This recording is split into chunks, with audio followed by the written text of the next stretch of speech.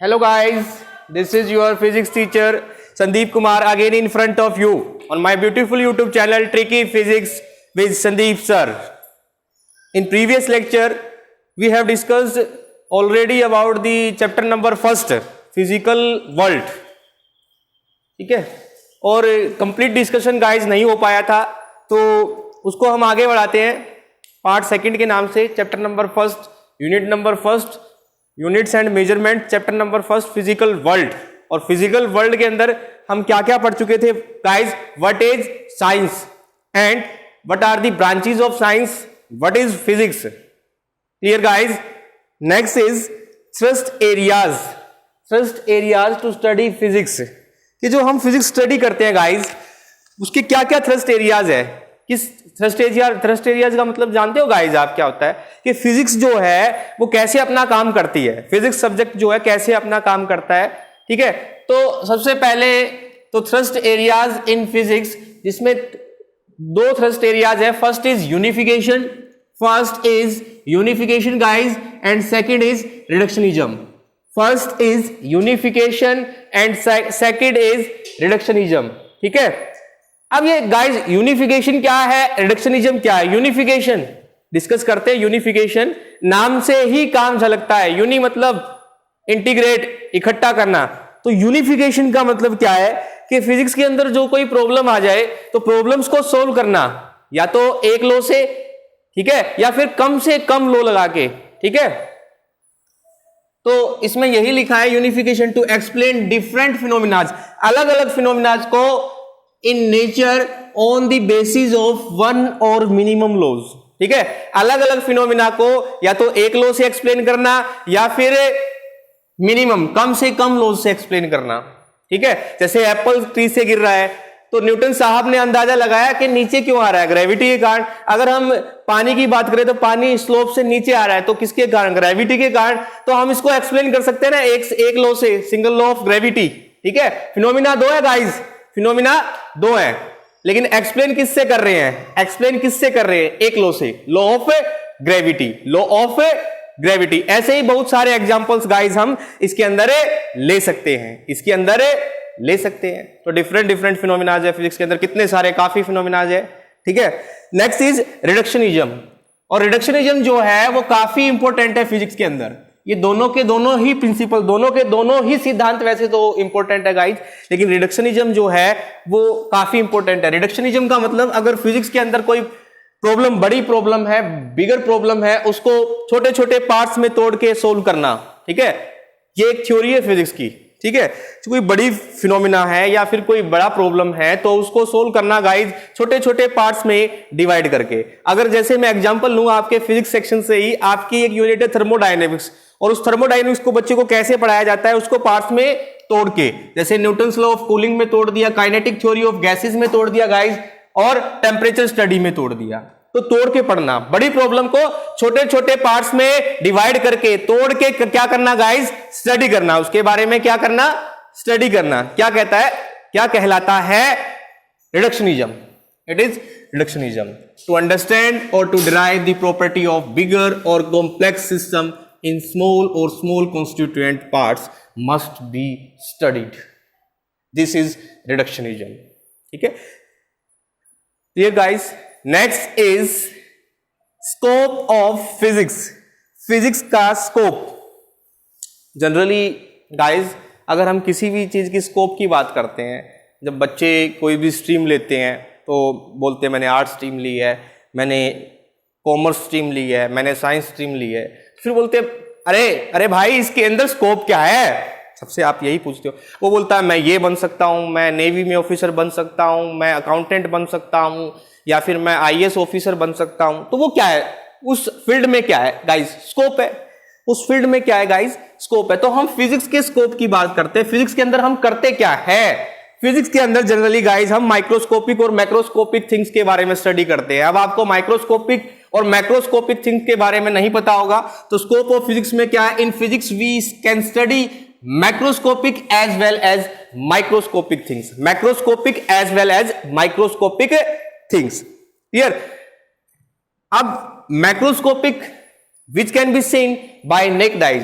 Macroscopic things वो things होती है जिसको आप नंगी आंखों से नेक्ड आइज से देख सकते हैं, जिनका साइज नियरली लिखा है मैंने, nearly equal to 10⁻25 metre. Example मैं दे देता हूं आपको, यूनिवर्स हो गया, और भी ऐसी बहुत सारी चीजें जिनको आप नेक्ड आइज से देख पा सकते हैं। वो सारी की सारी थिंग्स कैसी है गाइज, मैक्रोस्कोपिक है। Next is microscopic. ठीक है, माइक्रोस्कोपिक थिंग्स वो थिंग्स होती है जिसको आप नेक्ड आइज नहीं देख सकते हैं, जिसको आप नेक्ड आइज नहीं देख सकते हैं। ठीक है, जिसको आप या तो माइक्रोस्कोप की हेल्प से देख सकते हैं। ठीक है, तो which can not be seen by naked eyes and their size is nearly equal to 10⁻⁻14 metre, nearly equal to 10⁻⁻14 metre. Example दे देता हूं गाइज, इलेक्ट्रॉन कभी दिख रहा है, अरे वो आ रहा है इलेक्ट्रॉन, नहीं दिखता है ना, अरे वो जा रहा है इलेक्ट्रॉन, कभी दिखता है, क्योंकि उसका साइज क्या है, कैसा है, माइक्रोस्कोपिक। ठीक है, जिसको आप नेक्ड आइज से नहीं देख सकते हैं, जिसका size nearly equal to 10⁻⁻14 metre, size nearly equal to 10⁻⁻14 metre. Next guys, advancement of excitement, advancement नहीं गाइज, थोड़ा गलत बोल गया मैं, माइक मेरा जो था वो नीचे गिर गया था। तो गाइज जो है एक्साइटमेंट्स ऑफ फिजिक्स। अब बेटा आप है, जैसे आपकी एक्साइटमेंट क्या है, किसी को मुझे पिज्जा खाना है, मुझे बर्गर खाना है, ठीक है, यही तो एक्साइटमेंट होगी आपकी। लेकिन फिजिक्स जो एक सब्जेक्ट है अपने आप में, उसकी क्या एक्साइटमेंट होगी गाइज? फिजिक्स जो है अपने आप में एक सब्जेक्ट जो है, उसकी एक्साइटमेंट क्या होगी गाइज? ठीक है, तो the excitement of physics comes in conducting new experiment, नए नए एक्सपेरिमेंट करना, ठीक है, डिस्कवरीज करना, ठीक है, और नेचर के अलग अलग सीक्रेट से, रहस्य से पर्दा उठाना। ठीक है, तो फिजिक्स की एक्साइटमेंट क्या है? नए नए एक्सपेरिमेंट परफॉर्म करना, ठीक है, एक्सपेरिमेंट को परफॉर्म करना, अलग अलग डिस्कवरीज करना, नेचर के जो फिनोमिनाज है, डिफरेंट फिनोमिनाज है, सीक्रेट्स है, उनसे पर्दा उठाना, and applying the laws of physics for practical purposes, और जो फिजिक्स के लॉज है उनको प्रैक्टिकल पर्पसेस के लिए अप्लाई करना। ये एक्साइटमेंट है एक सब्जेक्ट की अपने आप में। क्या है गाइस? क्या है? एक्साइटमेंट है, डिस्कवरीज करना, ठीक है, लॉज को डिस्कवर करना, उन लॉज को अप्लाई करना, नेचर के रहस्य से पर्दा उठाना, तो ये एक्साइटमेंट है कुछ फिजिक्स की। अब नेचर ऑफ फिजिकल लॉज की अगर हम बात कर लें, law of conservation of energy, law of conservation of energy क्या कहता है? Energy can neither be created nor be destroyed but it can be transferred, ठीक है, from one form to another form. जैसे 10th क्लास में आपने electric motor के बारे में पढ़ा है, ठीक है, मोटर क्या करती है? इलेक्ट्रिक एनर्जी को किस में कन्वर्ट करती है? मैकेनिकल एनर्जी में कन्वर्ट करती है, ठीक है। या फिर आप जानते हैं कोई ऑब्जेक्ट अगर रेस्ट पे है तो उसकी कौन सी एनर्जी है? अभी पोटेंशियल एनर्जी है, लेकिन जब वो मूव करना स्टार्ट कर देता है तो वो एनर्जी किस में कन्वर्ट हो जाती है? पोटेंशियल एनर्जी, काइनेटिक एनर्जी में। यानी कि जो लॉस हुआ है किसमें? पोटेंशियल एनर्जी में, वो किसके इक्वल होगा? Gain in kinetic energy. तो एनर्जी तो कंजर्व रहने वाली है गाइस, ये याद रखना है। एनर्जी क्या रहेगी हमेशा? ये आपको जिंदगी भर तक, मरते दम तक ये बात याद रखनी है कि एनर्जी जो है वो क्या रहेगी? कंजर्व रहेगी। अब जो लॉस काइनेटिक एनर्जी में हुआ वो गेन पोटेंशियल में हो जाएगा। जो गेन आपका, सॉरी, जो लॉस आपका अगर पोटेंशियल में हुआ तो वो गेन काइनेटिक में हो जाएगा, ठीक है। तो कन्वर्ट कर सकते हैं एनर्जी को, हम खत्म नहीं कर सकते हैं, ठीक है, ये है। नेक्स्ट इज आपका law of conservation of linear momentum. Law of conservation of linear momentum 9th class में आपने पढ़ा है कि मोमेंटम क्या रहता है? मोमेंटम देखा ना, P is equal to m into v, mass into velocity, ठीक है। मोमेंटम क्या रहता है? कंजर्व्ड रहता है। मोमेंटम इज कंजर्व्ड, यानी कि जो पहले था, ऐसे लिखते थे आप m1 u1 plus m1 m2 u2 is equal to m1 v1 plus m2 v2। तो ये क्या है? पहले वाला इनिशियल मोमेंटम, ये क्या है? Final momentum. दोनों के दोनों इक्वल है, जो पहले था वही अब है, तो जो पहले था वही अब है, तो गाइस इसका मतलब क्या है? मोमेंटम क्या है? कंजर्व्ड होगा। ये आपने पढ़ा है। Next is law of conservation of angular momentum. Angular momentum क्या रहेगा? कंजर्व्ड रहेगा, ठीक है। एंगुलर मोमेंटम क्या रहेगा? एंगुलर मोमेंटम भी क्या रहेगा? कंजर्व्ड रहेगा, यानी कि क्या रहेगा? कांस्टेंट पड़ेगा। आगे हम एक रिलेशन भी करवाएंगे जिसमें टॉर्क होता है dl बाय dt। टॉर्क जानते हो आप क्या होता है? Torque is the force torque is the rotating effect of force, torque is the rotating effect. अगर कोई ऑब्जेक्ट है ये जो है रोटेट कर रहा है तो ये इस पे क्या लग रहा है, अब लीनियर फोर्स थोड़ा लग रहा है, लीनियर थोड़ा लग रहा है, रोटेटिंग फोर्स लग रहा है, इसको हम क्या बोलते हैं, टॉर्क बोलते हैं। और एल क्या है आपका गाइस, एंगुलर मोमेंटम, ठीक है। तो rate of change of angular momentum dl by dt क्या है, टॉर्क के बराबर होता है। अगर मैं बोल दूं कोई एक्सटर्नल फोर्स लग ही नहीं रहा है इसके ऊपर, यानी कि टॉर्क जीरो है, टॉर्क जीरो होने का मतलब क्या है, dl बाय dt गाइस क्या है, dl बाय dt गाइस क्या है, dl by dt, torque zero होने का मतलब क्या है, dl बाय dt क्या है, जीरो है, यानी कि dl बाय dt, ये d क्या मतलब, डिफरेंशिएशन का मतलब गाइस चेंज, किसके रिस्पेक्ट में, टाइम के रिस्पेक्ट में, कितना हो रहा है गाइस, जीरो हो रहा है, कोई चेंज ही नहीं हो रहा है। जब कोई चेंज ही नहीं हो रहा है तो हमारा मोमेंटम, एंगुलर मोमेंटम क्या है, कंजर्व्ड है। जब कोई चेंज नहीं हो रहा है तो एंगुलर मोमेंटम क्या है गाइस, कंजर्व्ड है, ठीक है।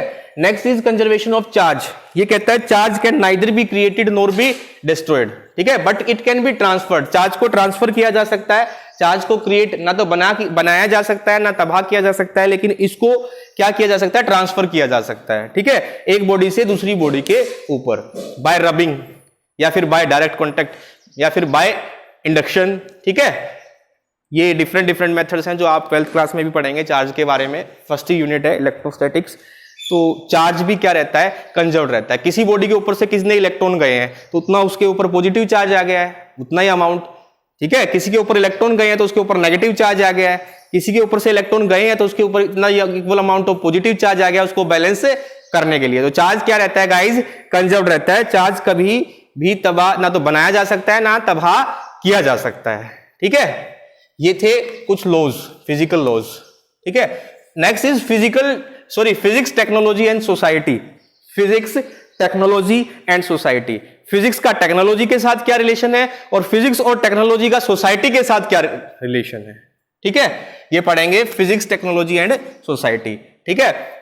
सबसे पहले दोनों के दोनों फिजिक्स और टेक्नोलॉजी एक दूसरे के साथ रिलेटेड है, ठीक है, एक दूसरे के साथ रिलेटेड टू ईच अदर, ठीक है।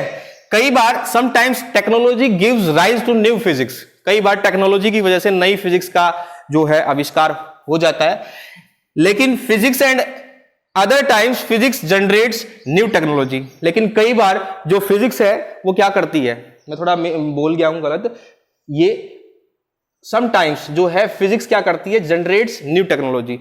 फिजिक्स क्या करती है, नई टेक्नोलॉजी को भी जनरेट करती है। टेक्नोलॉजी का आविष्कार कौन करता है, फिजिक्स करता है, ठीक है। लेकिन कई बार टेक्नोलॉजी की वजह से फिजिक्स में भी इंप्रूवमेंट हो जाती है। ये था गाइस, ठीक है। तो दोनों का फिजिक्स का और टेक्नोलॉजी का गाइस दोनों का ही सोसाइटी के ऊपर डायरेक्ट इंपैक्ट है, दोनों का ही बड़ा गहरा प्रभाव है। कुछ मैं बता रहा हूं इनमें से, ठीक है। जैसे हमने the study of heat and thermodynamics, ठीक है, The study of heat and thermodynamics has helped us to design various heat engines, ठीक है। थर्मोडायनेमिक्स और हीट की स्टडी से हमने क्या किया है, अलग अलग तरीके से तरीके के हीट इंजन का आविष्कार किया है, पेट्रोल इंजन का आविष्कार किया है, डीजल इंजन का आविष्कार किया है, स्टीम इंजन का आविष्कार किया है, ठीक है। दूसरा, the study of propagation of electromagnetic waves, हमने इलेक्ट्रोमैग्नेटिक वेव्स की स्टडी की। इलेक्ट्रोमैग्नेटिक वेव्स जानते हो गाइस कौन सी वेव्स होती है, जिसमें both electric and magnetic field are present, ठीक है। जैसे लाइट वेव्स आपकी इलेक्ट्रोमैग्नेटिक वेव्स है। Has help us to design radio, television and wireless communication, ठीक है, जिनकी वजह से हमने रेडियो वेव्स, ठीक है, और टेलीविजन और वायरलेस कम्युनिकेशन को स्टडी किया है, ठीक है। लॉन्चिंग ऑफ सैटेलाइट, फिजिक्स की हेल्प से आपने क्या किया है, सैटेलाइट को लॉन्च किया है, जिससे आपने वेदर फोरकास्टिंग, मौसम विभाग में आप जानकारियां लगा लेते हैं कि आज कैसा मौसम रहेगा, ठीक है। ज्योग्राफिकल सर्वे भी कर लेते हैं, ठीक है। और लॉन्ग डिस्टेंस टेलीकम्युनिकेशन भी जो आपका पॉसिबल हो पाया है वो सैटेलाइट की हेल्प से पॉसिबल हो पाया। और सैटेलाइट किसकी हेल्प से, फिजिक्स और टेक्नोलॉजी की हेल्प से। न्यूक्लियर फ्यूजन की आपने क्या की है, स्टडी की है, जिसकी वजह से क्या हो पाया है, जो प्रोडक्शन हो पा रहा है एटम बम का, एटम बम जो है बनाए जा रहे हैं, ठीक है। Other outcomes of advancement of physics are the designing of electric motors, dynamos, spacecraft, computers, chip and chip. तो फिजिक्स और टेक्नोलॉजी की हेल्प से डायनामोज, कंप्यूटर्स, चिप्स, और भी काफी चीजों का आविष्कार हो चुका है। तो हम यह कह सकते हैं गाइस कि फिजिक्स का सोसाइटी के ऊपर बड़ा और टेक्नोलॉजी का सोसाइटी के ऊपर बड़ा ही गहरा प्रभाव है। हम तो ये कह सकते हैं कि एक वरदान है, फिजिक्स और टेक्नोलॉजी सोसाइटी के लिए क्या है गाइस, एक वरदान है। तो ये था चैप्टर नंबर 1 जो आज हमने खत्म कर लिया है गाइस। कल से हम चैप्टर नंबर 2 इसके अंदर स्टार्ट करेंगे। Thank you guys. एक और आपको मैसेज देना था गाइस, मैसेज ये है, बड़ी ही दुर्दशा देश के अंदर ये पेंडेमिक जो है आई हुई है महामारी, तो अपने घर से बाहर ना जाएं बगैर किसी काम के, मास्क लगाए रखें बेटा, ठीक है।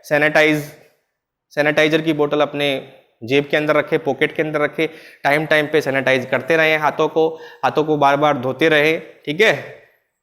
काफी महामारी जो है गाइस फैली हुई है। तो वीडियोस को ज्यादा से ज्यादा संख्या में देखें और लाइक करें और चैनल को सब्सक्राइब करें, ठीक है गाइज। आप ही के लिए वीडियो बनाई जा रही है क्योंकि महामारी है, आप जानते हैं, वरना तो ऑफलाइन क्लासेस चल ही रही थी हमारी। तो इसके लिए बी सेफ।